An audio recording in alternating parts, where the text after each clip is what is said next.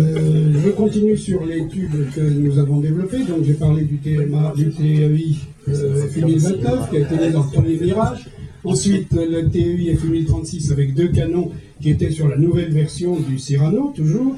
Autrement dit, vous parliez effectivement des équipementiers qui nous aident à évidemment mettre nos tubes sur le marché. C'était également vrai pour les TEI, puisque c'était toute la génération des mirages qui a permis de faire ces débouchés importants. Ensuite, eh bien, en TMA, nous sommes arrivés à une nouvelle version qu'on appelait le TMA 406, qui lui n'avait plus que des canons magnétiques des deux côtés, qui était un petit peu plus compact, un peu une meilleure résolution, et qui a encore été équipé chez STO, comment ça s'appelait, TVT, je crois, TVT.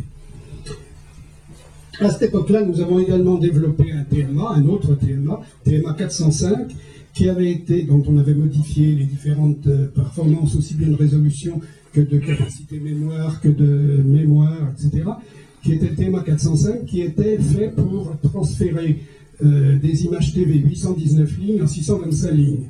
Puisque à cette époque-là, il y avait les deux standards, 625 et 119, et c'était de façon assez sommaire, fait avec simplement une caméra qui filmait un téléviseur, une caméra en 625 qui filmait un téléviseur en 819.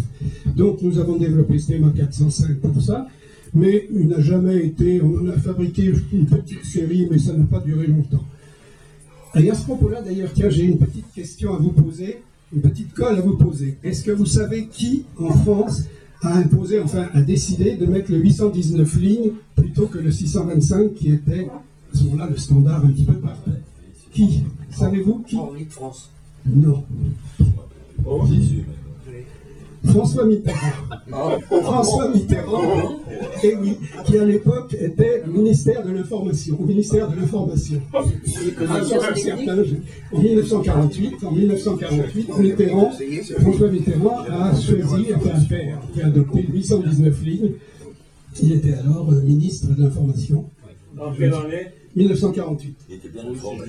Oui, c'est juste. Parce que 1950, quand j'étais libéré de l'armée, j'étais légionnaire, j'allais au cours des soirs de l'école vocation, et cette époque, en 1950, on entraînait déjà les 819 lignes. Oui, bien sûr, bien sûr, bien sûr. Enfin voilà, c'est une petite anecdote.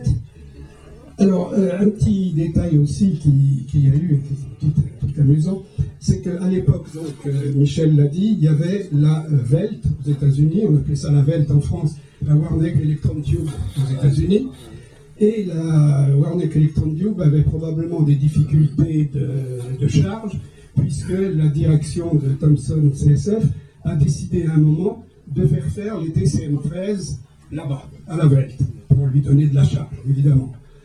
Alors, bon, ça a été fait un petit peu, je dirais après s'il a été fait, mais ce que j'ai bien aimé et ce qui m'a beaucoup amusé, c'est que notre correspondant, pas notre correspondant, mais notre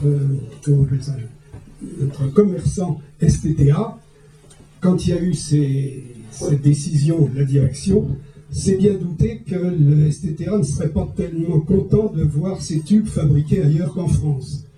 Et Florio, le colonel Florio, qui était le correspondant, a écrit une lettre au STTA, en disant pour cette commande que vous avez passée, pour cette commande, nous fabriquerons ce tube à notre usine de Des Plaines. Point. Mais il a oublié de dire que Des Plaines, c'était dans l'Illinois. C'est authentique, hein? Et donc, effectivement, la Warneck Electron Tube a eu une commande de TCM13. Pas beaucoup, je pense qu'ils en ont fait une centaine, et puis après c'est revenu à Corbeville, soit parce qu'il y avait eu des difficultés, soit parce qu'ils avaient eu d'autres charges, après je ne sais plus très bien. Mais enfin, je me souviens très bien de cette lettre de Florio, notre usine de Des Plaines. Alors, Des Plaines est un tout petit village qui est contre l'aéroport de O'Hare à Chicago. Ah oui, on le voit bien quand on arrive. Hein. Il y a un certain nombre de petits villages qui ont des noms français, hein, puisqu'il y a eu des colonisations françaises. Alors, les Américains disent Des Plaines, mais nous disions évidemment Des Plaines. Et alors, les ingénieurs venant, ou les techniciens qui venaient de France et qui voulaient aller à Des Plaines, demandait aux chauffeurs de taxi, les emmener à Des Plaines. Les chauffeurs de taxi disaient ça n'existe pas, ça. Voilà, enfin, donc voilà ce qui s'était passé avec cette commande. Donc ça s'est passé normalement. Et puis après, le TCM13 est revenu en fabrication chez nous sans difficulté. J'ai un autre, je me souviens très bien que à la Varnec, à la Velle, c'était Rapaport qui était le directeur. Il était le directeur général. Le directeur général. Je me souviens très bien que vous y êtes allé. Et j'étais encore à Corbeil. J'étais directeur général adjoint. Oui, c'est ça. Et c'est vous qui aviez réceptionné, enfin qui avez lancé ce truc-là. Je me souviens très bien que vous êtes revenu et nous raconter à nous, ingénieurs qui étions à Corbeville, votre visite à la Velle où vous aviez rencontré le directeur, donc, sur Rapaport.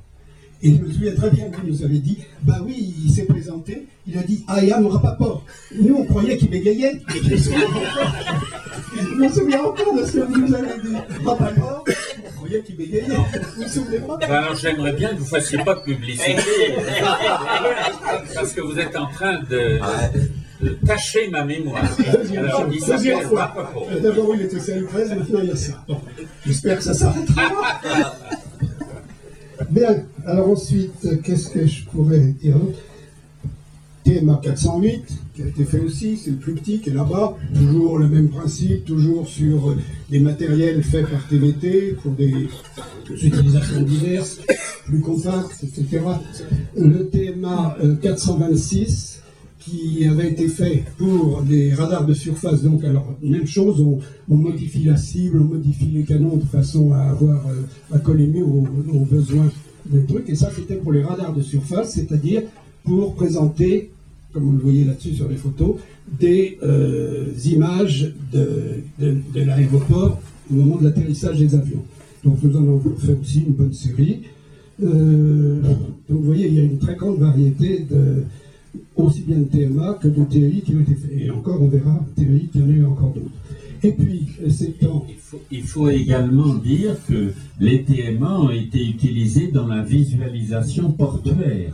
Oui. Vous vous rappelez, je crois que c'était le petit, ça permettait la navigation sur le chenal pour les bateaux qui arrivaient au Havre. Je viendrai après parce qu'en fait, c'était au moment où ce tube-là était à Grenoble, à Saint-Égrève, que ça a été fait. C'était pas à l'époque de Corbeville, enfin peu importe, ça n'a pas grande importance. Et puis donc c'est en 65-66, par là, je me souviens plus, 66 je crois, que la direction a décidé de déplacer toute l'activité des tubes à mémoire à Saint-Égrève. On avait estimé probablement que le stade du développement était passé et qu'il s'agissait de les mettre maintenant dans une usine de fabrication. C'est donc ce qui a été décidé en 66 et on m'a demandé de prendre la responsabilité de ce secteur et de partir avec une équipe pour lancer ça à l'usine de Saint-Égrève. Et nous sommes donc partis. Alors là, ce n'est que de mémoire que j'ai essayé de me souvenir de toute l'équipe qui est venue. Je vais me faire aider par Deschamps et Ponchon pour ça. Alors il y avait donc Jacques Deschamps, bien sûr, Roger Eman, dont on vient de parler, qui était aux essais, Ménien, Jacques Ménien, qui était verrier, Delabarre, qui était un ingénieur fabricant, industriel, Simonin, qui était un chef, chef d'équipe, chef d'atelier même, Ress, qui était chef d'équipe aussi, toujours dans l'atelier de montage. Et puis, alors, Guello, dont on a parlé tout à l'heure aussi. Oui. Et puis, Casset, qui était un ingénieur électronique. Mais peut-être pas connu. J'en oublie pas, Deschamps. Peut-être, mais moi aussi. En gros, c'était ça. Ouais, non, mais quelle dizaine. Donc, une petite équipe d'une dizaine de personnes qui a été transférée en 66-67 de Corbeville à Saint-Égrève. Et alors, nous sommes arrivés dans un bâtiment qu'on appelle le bâtiment M, qui était un peu en dehors de l'usine. Enfin, on appelait ça la deuxième usine, le bâtiment M. Et qui avait un gros avantage, ce bâtiment M, c'est qu'il avait une salle blanche. Et une salle blanche pour les tubes à mémoire, c'est très utile. Et alors, cette salle blanche, elle était due à, je crois, au fait qu'avant, avait été fabriquée, et en particulier par les tubes répéteurs sous-marins, qui ont besoin d'une très grande propreté pour être fabriqués. Et ces tubes répéteurs sous-marins avaient été arrêtés. C'est Montfort qui en avait été responsable pendant un bon bout de temps. Et au moment où cette activité a été arrêtée, eh bien, nous avons eu l'opportunité de récupérer cette salle blanche, ce qui était très intéressant pour l'étude mémoire, où, on vous l'a dit déjà, mais enfin je vous l'ai dit, toutes les poussières, toutes les moindres particules, etc., sont extrêmement gênantes, aussi bien sur les cibles électriques que sur les écrans de TEI. Donc, récupération de cette salle blanche. Il y a eu une phase intermédiaire entre justement Oui. la CETT et les TM, Oui. c'était la fabrication du D16. Ah oui, Le transformateur exact. de la- Oui, vous étiez qui a été responsable aussi. monté Oui, aussi c'est en ça. salle blanche. C'est ça. Oui, il y avait d'abord eu les tubes répéteurs, puis les D16, et puis après, donc les TM. Donc, 66, 67 plus exactement, on s'est installé dans cette salle blanche, enfin dans le bâtiment M en général, et dans la salle blanche. Alors là, je dois dire que, et je crois que personne ne me contredira, le redémarrage a été relativement difficile parce que Michel vous a dit tout à l'heure quelles étaient les difficultés d'avoir un tube bon de temps en temps. Quand on redémarre à partir de zéro avec une équipe quand même restreinte, avec du nouveau matériel, bien qu'on ait fait venir du matériel aussi de Corbeville, mais pas tout, le démarrage a été plutôt difficile. Hein. Mais bon, on était quand même une équipe costaud, hein. On était tous très volontaires et ça s'est finalement pas mal débrouillé. Je crois que peut-être Deschamps ou Deschamps pourront en dire plus tout à l'heure. Alors, difficulté, je me souviens en particulier, on avait un tube qui était le TMA 406, qui était monté sur des TI, et qui en particulier, on avait un client important, qui était la BFS, c'est-à-dire le Bundeswehrstaat, l'aviation civile allemande. Et nous avions un... Bundesflugsicherheit. Voilà, très bien. Oh, vous êtes pas rigole, hein, vous. Ich habe Deutsch in der Schule gelernt, ja. Et donc, ces tubes étaient réceptionnés un par un, de façon très longue, très minutieuse, très détaillée. Eman y passait une journée par tube minimum, et c'était vraiment très très difficile pour arriver à tenir la spécification FAA, qui était extrêmement sévère. Et je me souviens en particulier d'un mois, parce qu'on faisait, je crois, Deschamps me dira s'il est d'accord avec ce chiffre, je crois qu'à cette époque-là, on faisait 2 TMA par jour pour essayer d'avoir à peu près notre... Hein. Voilà. Et je me souviens d'un mois, je sais plus quand c'était, ça devait être en 66 ou 67, où en faisant 2 par jour, régulièrement, à la fin du mois, on était arrivé à 2 tubes bons. Voilà. 2 tubes bons. Et ça commençait à être quand même un peu dur pour le moral. Mais ça a remonté, et puis finalement, ça s'est pas mal débrouillé. Et ça, Voilà. Et alors, effectivement, en plus de ce TMA 406, nous avons, à ce moment-là, c'est là que nous avons développé ce que disait Michel tout à l'heure, c'est-à-dire le radar de TMA 426 pour les aéroports, Port du Havre et la Tamise, en Angleterre, la Tamise. Nous avons développé aussi un autre petit TMA, le TMA 526, qui était pour l'Angleterre et pour des radars anti-collision sur la Tamise aussi. Voilà, bon. TMA, encore TMA, ben nous avons développé un TMA Caractron, c'est-à-dire qu'il n'a jamais été fabriqué vraiment. Il a été développé, mais il a marché, c'est-à-dire qu'au lieu d'inscrire avec un faisceau électron, truc fin, hein, le faisceau d'électrons passait d'abord dans une matrice perforée de trous en forme de lettres, de façon à pouvoir inscrire sur la cible A, B, C, D, etc. Et ça a été fabriqué, ça a marché, je crois, hein, Deschamps. Ouais, comme ça, quoi. On n'en a jamais fabriqué beaucoup. Non, ni vendu. Les TEI. Alors les TEI, là, il y a eu aussi pas mal de différents modèles de développés. J'ai déjà parlé du TEI monocanon pour le Mirage, du TEI bicanon pour le deuxième Mirage. Nous avons fait aussi un TEI avec un troisième canon pour effacement sélectif, c'est-à-dire qu'il y avait un troisième canon qui, avec une énergie différente des deux autres, effaçait les cibles, effaçait les charges, au lieu d'en inscrire. Et on pouvait effacer sélectivement. Oui, c'était le FU-1069 qui a été monté sur un certain nombre d'avions, je ne sais plus lesquels, peut-être que AVSC. Non, je ne sais pas si j'en ai fait, mais ces tubes-là. Non. Nous avons développé aussi un tube TEI, alors lui avec un canon à déviation magnétique, qui était le 8086, et qui était pour les avions de ligne, pour les radars météo, avions de ligne. J'en ai fabriqué pas mal. Ensuite, un autre TEI extrêmement compact, TEI court dont nous avions besoin, c'est CSF Cannes qui nous avait demandé ça, un tube qui avait besoin d'être à très haute résolution, à très bonne résolution, surtout très compact, beaucoup plus court que cela, et qui n'avait pas besoin d'une très grande brillance puisque c'était pour des sonars. Sonar, oui. Donc il n'y avait pas besoin d'une grande brillance, mais il y avait besoin d'une très grande finesse, d'une mémoire bien sûr, et très court. Donc nous avons été amenés à développer un nouveau type de grille. Il y a eu une grille de plus, enfin je ne rentre pas dans les détails techniques, ça serait trop long, mais enfin, il y avait une grille de plus, et puis un faisceau d'arrosage qui avait une forme différente, qui a bien marché aussi. Nous avons également fait un autre TEI, alors à écran noir, pour l'Allemagne, c'était l'armée de l'air allemande. Alors, il y avait un tube qui était fabriqué aux États-Unis je ne me souviens plus, et qui était avec un écran à très fort contraste parce que l'écran était noir. Et on nous a demandé si on pouvait en fabriquer. Mais la technologie de cet écran noir, la technologie était dans l'écran lui-même, nous ne l'avions pas, d'une part, et d'autre part, nous ne pouvions pas la copier servilement. Et donc, en fait, nous avons eu l'idée, et c'est Jacques Deschamps qui l'a eu, il me l'a rappelé tout à l'heure, de faire un écran en verre extrêmement foncé. C'est-à-dire que quand une lumière externe arrive, elle frappe l'écran, elle est absorbée d'un facteur 100, par exemple, et puis au retour, elle est de nouveau absorbée d'un facteur 100, ce qui fait que ça fait 10 000, quoi. Donc, on a fait des tubes avec des écrans en verre extrêmement foncés, très foncés. Je me souviens plus, vous vous souvenez des choses là? Non. Donc, on a eu une petite commande. Ça a foncé dans ma mémoire. Oui. Ça a marché. Ça a été un peu difficile comme recette, mais enfin bon, on y est arrivé quand même.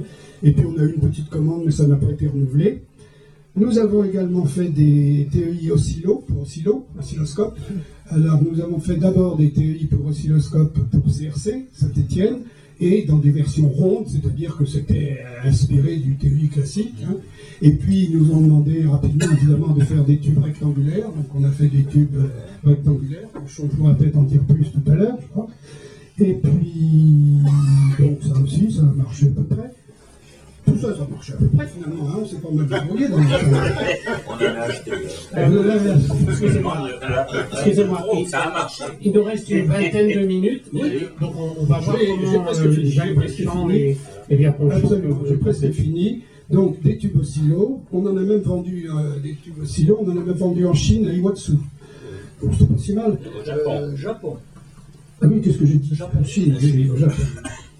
Ah, et on a fait aussi, avec ça, une petite anecdote, et puis après je vais m'arrêter parce que le temps passe. Nous avons même fait un tube, un TEI bicolore. Un TEI bicolore, c'est-à-dire un tube à mémoire, bien sûr, et bicolore parce qu'il y avait des bandes de couleurs rouge et verte alternées sur l'écran, de façon à pouvoir faire une image de couleurs, etc. Et ça a pas mal marché. Et j'en avais fait un, j'étais assez content, et j'avais envisagé de l'emmener au SID, à une exposition SID de cette année-là, et je l'avais montré à Mestre avec une belle image de rose qu'on avait photographiée et mise sur ce TEI bicolore, une rose, alors il y avait une rose rouge et puis des feuilles vertes, puisque c'était du rouge et du vert, donc c'était parfait, c'était très bien. Je montre ça à Mestre, Mestre il regarde, il me dit: qu'est-ce que c'est que ça? Des intestins? Il était très porté vers l'image médicale. Alors là, je me suis dit, bon, bah, il faisait peut-être pas la peine que je l'emmène au SID. Je me souviens plus si on l'a emmené. Je me souviens des chances si on l'a emmené. Enfin, c'était pas une réussite. C'était pas une réussite. Enfin, bon. Je me souviens bien de Mestre, il était tout content de lui montrer une belle rose. C'est ça, les intestins. Voilà, donc je crois qu'effectivement il n'a pas été au SID, et puis il n'y en a pas eu d'autres. Alors ensuite, il y a la dernière famille des tubes, c'est les TME, et alors là je crois que je vais passer la parole à Jacques Deschamps, et puis peut-être à Ponceau.